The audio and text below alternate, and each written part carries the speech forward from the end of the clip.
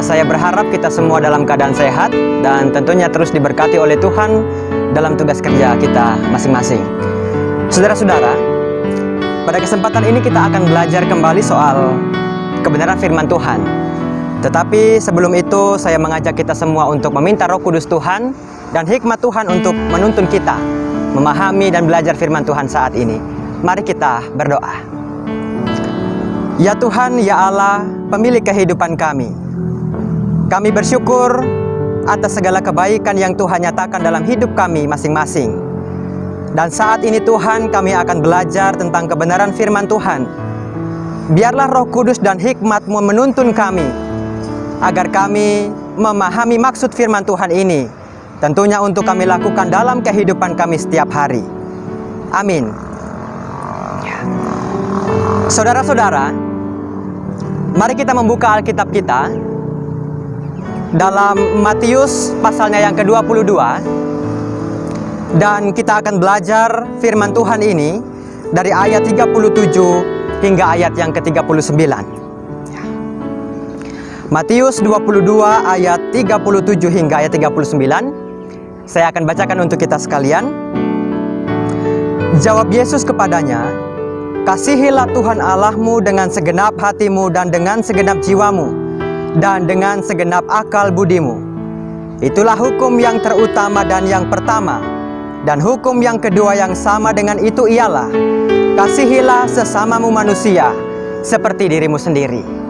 Ini firman Tuhan yang akan kita pelajari. Dan untuk perenungan saat ini saya beri tema mengasihi sesama dengan segenap hati, jiwa dan raga kita. Saudara-saudara, kalau kita membaca ayat Alkitab ini, tentunya ini bukan ayat yang asing bagi kita. Sejak kita sekolah minggu, remaja, pemuda, bahkan hingga dewasa, kita sudah akrab dengan ayat Alkitab ini. Salah satu perintah Tuhan untuk mengasihi sesama. Kita hidup di dunia ini, mengasihi sesama menjadi tugas yang wajib dan harus kita lakukan. Tuhan katakan, kalau kita mengasihi Allah, tetapi kita membenci sesama, itu adalah suatu kebohongan. Sehingga Tuhan katakan, kalau kita mengasihi Allah, berarti kita juga harus mengasihi sesama dalam hidup kita setiap hari. Tetapi terkadang manusia membatasi perbuatan kasih itu hanya dalam satu aspek saja. Misalnya, membantu orang lain, bergantung atau terfokus pada suatu pemberian yang nampak. Bapak Ibu Saudara, kalau kita mengasihi seseorang, sebenarnya tidak terbatas pada suatu benda saja. Tuhan sudah memberikan tubuh yang sempurna pada kita. Ada akal dan pikiran. Tuhan memberikan kita mulut. Tuhan memberikan organ tubuh yang lain yang dapat kita gunakan untuk menunjukkan rasa kasih kita kepada sama kita. Ada orang yang kebingungan. Saya ingin membantu orang lain tapi saya juga terbatas. Saya ingin memberi tetapi saya juga tidak punya. Saudara-saudara, Tuhan sudah memberikan akal pikiran kepada kita. Ketika seseorang yang lain berhadapan dengan suatu pergumulan dalam hidupnya, maka kita bisa hadir untuk memberikan sumbangan-sumbangan pemikiran. Walaupun itu kecil sumbangsinya, tetapi dari pemikiran-pemikiran yang kita berikan itu akan memberikan suatu motivasi untuk dia tetap semangat menghadapi persoalan itu. Tapi jangan sebaliknya. Ketika seseorang dalam pergumulan, kita malah hadir memberikan pemikiran-pemikiran yang malah merusak perasaan seseorang sehingga dia tidak lagi punya semangat dalam hidupnya. Itu yang pertama. Yang kedua, kita diberikan mulut untuk berbicara.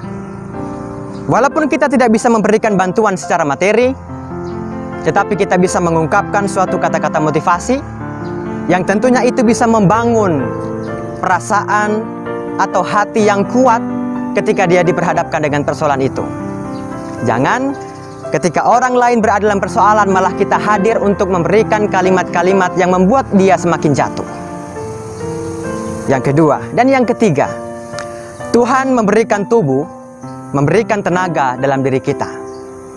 Mungkin kita terbatas secara materi, kita tidak pandai juga berpikir, kita juga tidak pandai dalam berbicara, tetapi kita punya tenaga. Kita bisa gunakan tenaga kita itu untuk membantu orang lain misalnya. Ketika seseorang itu berada dalam persoalan hidup, ketika orang lain misalnya dihadapkan dengan suatu bencana, kita bisa hadir untuk memberi diri, membantu mereka melalui tenaga kita. Jadi bagi kita sekarang tidak ada lagi alasan untuk menunda berbuat kasih kepada sama kita. Jangan katakan kita mengasihi Allah kalau kita tidak menunjukkan kasih itu kepada sama kita. Pikiran, mulut, tenaga dapat kita pakai untuk membantu sama kita. Tergantung dengan situasi kondisi yang ada, tetapi satu yang pasti, bahwa kasih kita kepada sesama kita menunjukkan kasih kita kepada Allah. Kiranya firman Tuhan ini terus memotivasi hidup kita untuk terus menjalin kasih terhadap sesama tanpa membeda-bedakan. Entah dia yang seiman dengan kita ataupun berbeda keyakinan, tetapi kasih yang pasti harus dinyatakan di tengah-tengah dunia ini. Ini firman Tuhan. Tuhan memberkati kita sekalian. Shalom. Mari sekali lagi kita berdoa. Terima kasih Tuhan untuk firman yang boleh kami pelajari di kesempatan yang indah ini. Kami sebagai manusia yang telah menerima kasih dari Tuhan, kami juga dituntut untuk berbuat kasih terhadap sesama kami sebagai wujud kasih kami kepada Tuhan. Ajarlah kami Tuhan untuk melakukan kasih ini dalam hidup kami setiap hari, agar di dalam hidup kami itu juga kasih Tuhan akan boleh nyata untuk kami, akan boleh nyata untuk saudara-saudara kami, sehingga kami boleh hidup menjadi orang-orang yang dipersatukan oleh Tuhan dalam kasih, akan mewujudkan kehidupan yang damai sejahtera sesuai dengan kehendak Tuhan. Bapa di sorga, jaga sertai kehidupan kami dalam kami menjalani tugas kerja kami di hari-hari yang masih kami jalani. Kami memohon ini semua di dalam nama Tuhan Yesus Kristus, pemilik hidup kami. Amin.